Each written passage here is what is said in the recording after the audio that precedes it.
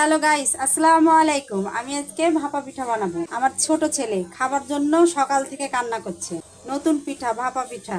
এই যে এখানে গুড় কাটা হচ্ছে পিঠা বানানোর জন্য ভাপা পিঠা। আর এই যে পানি গরম দিয়েছি এখানে।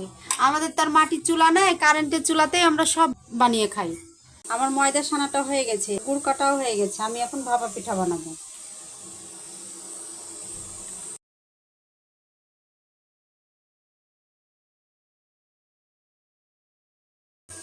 এই যে এবার চুলাতে দিয়ে দিব। এই যে আমার পিঠাটা হয়ে গেছে, দেখুন কত সুন্দর হয়েছে। তুলে নিলাম। গাইস দেখেন আমার পিঠা বানানো হয়ে গেছে।